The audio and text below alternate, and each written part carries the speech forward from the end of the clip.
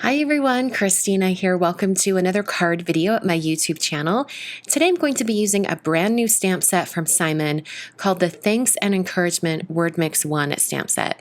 This is a kind of unique stamp set, and I thought I would show you 3 different ways to use all of the greetings in the stamp set, kind of in greeting groupings. So first I'm stamping the thank you portion. There's kind of like this big thank you stamp, and then the other one is more encouragement. I'm stamping this one in VersaFine Onyx Black ink. And then I'm going to stamp it again, and this time on black paper. So I'm going to be doing some heat embossing to make the greetings white. So I'm going to put down some anti-static powder tool and then stamp the entire thanks greeting mix over on the kind of the top of the black cardstock here in Versamark ink. I'm going to put on some white embossing powder. This is Brutus Monroe Alabaster embossing powder. Shake off the excess, and then I'm going to hit that with my heat tool until all of the embossing powder is smooth and melted. So the other thing you need with the stamp set is the coordinating die. This is just Word Mix 1 die, and it cuts all of the greetings all at the same time. And then you have a bunch of smaller greetings you can kind of cluster together or use them solo on your cards. So I'm going to put this into my Gemini Junior machine. I ran it through, and then I have all of these pieces cut out all at the same time, and they're all thank you themed. I did that with both the white cardstock version and the black. Did the black one first, and now I'm doing the white one. And the thing you have to remember when you're lining up this die is just kind of take note of all 4 corners, all of the greetings in the 4 corners of the die, and you'll get that lined up fairly well. I'm going to put all of these greetings into a bowl and set it aside so that I can work on the backgrounds for these cards. I'm using the Faceted Stripes stencil from Simon. This is another new product, and I'm going to be doing some ink blending with 3 colors of Distress Oxide ink. I'm going to start out by doing an underlayer of blending. I've done this technique quite a bit over the last little bit, so it should be fairly familiar to all of you, so I'm going to speed through as much as I can. First, using Twisted Citron, I blended that in from the top corner. I'm then coming in with Salty Ocean. And by the way, I'm using the blender brushes from Picket Fence Studios. So that Salty Ocean comes over that Twisted Citron. It kind of turns it green. I think it looks really cool. And then I'm ending with Blueprint Sketch. That's going to intensify that blue color in the top corner. So now I'm going to take the stencil and I'm going to tape it onto my paper from the back. And that's so that I can have this stencil design go from edge to edge and not have any interruptions. So I'm taping it onto the back so it'll keep it in place. And then I'm going to do the same blending pattern going over the stencil. I'm taking Twisted Citron and going over the Twisted Citron areas with my blender brush. I'm trying to be very gentle with it because this stencil has a lot of open areas, so it does want to kind of move around. I could have sprayed the back of the stencil with some pixie spray from Thermoweb. That's a really low tack adhesive made specifically for stencils, and it just holds the stencil to your project. I didn't do that today. I'm not sure why. I think I just didn't think about it, but it probably would have made this even easier to work with. I used Salty Ocean over that same area and then ended with Blueprint Sketch. And then when I pull away the stencil, I have that pattern. I'm going to add a little bit of color right over the top of this because I thought that the lines from the stencil were a little bit stark. They were very, very bright, it almost seemed like. So I did blend those colors over the top just a little bit to kind of dull it down and make it look a little bit more seamless. So there's my background. I trimmed off just a little bit off each edge, so it ended up being a little bit smaller than an A2 size card. I then took some black and white baker's twine, wrapped that around. And then I decided for my grouping of these greetings, I wanted this banner one to look like it was really, really long. So I'm using an X-Acto knife and a ruler to cut a strip of white cardstock that is the exact width of that greeting that's already die cut. Then put some adhesive on the back of that banner die cut greeting, and then I just put it right over the top of this long strip of white cardstock that I've cut. That's going to make it seem like that piece is very, very long. And I'll cover the seam with this Grateful for You banner. I'm now going to take the Thanks frame die set from Simon. This came out a little bit ago. And I cut out the frame and also the word out of black cardstock. and I cut the larger kind of shadow background square or rectangle out of vellum. I then glued them all together using some Gina K Connect glue, and I put adhesive just on the back of the middle of those letters. That's just enough where it's going to adhere to this white piece of cardstock, and then no adhesive will be showing through that vellum. I know it's sometimes hard to figure out where to put adhesive on vellum so it doesn't show. So I'll press that down. I then put some foam adhesive right on the back of this white strip of cardstock, and then slid that underneath that bow that I've already tied onto my cardstock, and then press that down onto the background. The last thing to do is to adhere this to a black card base, put down some more foam adhesive, and then press that down onto a folded card base. So here's the first card completely finished with that kind of greeting grouping right there on the front. I'm now going to stamp the other stamp that's included in the stamp set. This is the side of the stamp set that has all the encouragement greetings on it. So I'm going to do the exact same thing I did with that first one and stamp it with two different color variations. I've got it white cardstock with black ink, and this time I did black cardstock with silver embossing powder. This is sterling embossing powder from Brutus Monroe. And then I die cut both of these, so I had a bunch of gradings to work with. So the first one I'm going to work on is with the background stamp. This is the stripe jumble background. Looks kind of similar to that faceted stripe stencil I just used.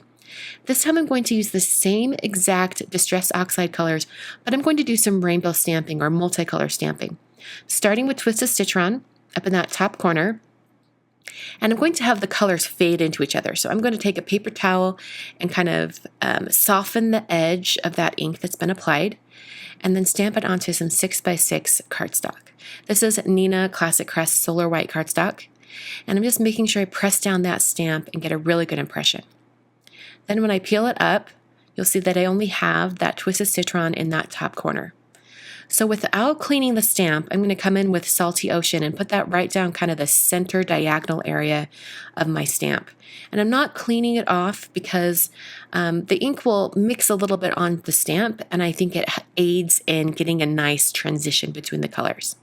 So this time, since I have two edges of ink exposed, I'm going to take my paper towel and dab off both the top and bottom edge. And then I'll go ahead and stamp down in the exact same place. I don't know if you caught that on camera or if you saw that, but right before I stamped, I did make sure my cardstock was in the bottom corner of my Misty stamp positioning tool. And that's just going to ensure that I have a really precise stamping and I don't have any weird kind of offset areas. Now taking Blueprint Sketch, which is our last color, putting that in the bottom corner, and I'm going to do the same thing. Take my paper towel and kind of soften the edge, the top edge of where that ink was applied.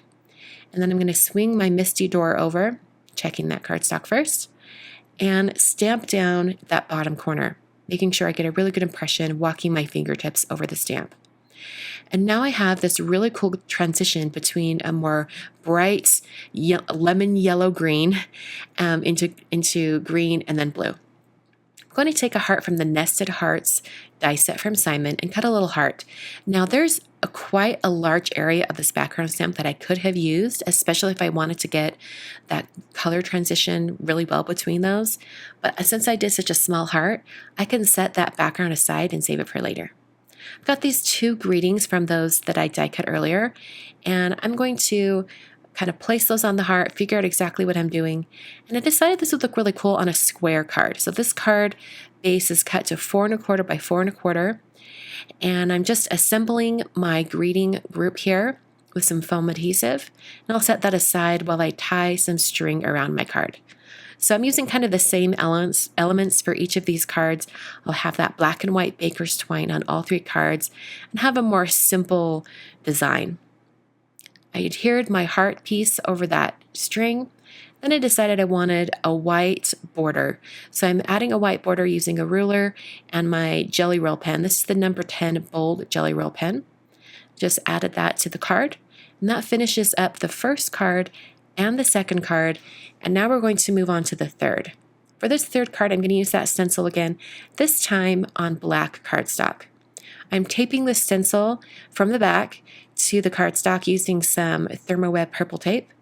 And this is going to hold that stencil in place. And I wanted to have it taped all the way on the side so that I have a really good chance of it not moving.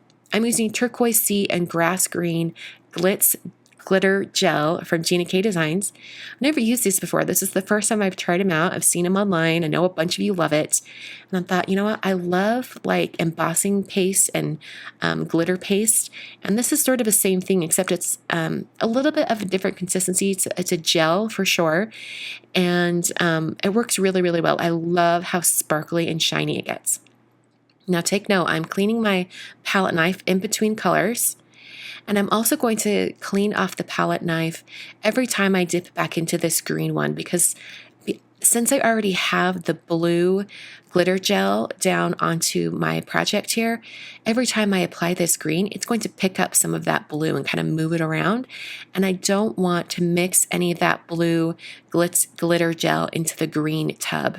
So I'm cleaning that off and then going back in. I'm going to spread this across until it's covered completely. Now, never having used this before, I didn't know how long it would take to dry.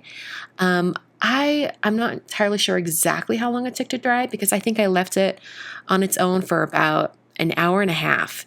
And it was definitely dry by an hour and a half. So I think maybe it was probably a shorter period of time, but for sure by 90 minutes. So I peeled off that stencil and then set that aside to dry.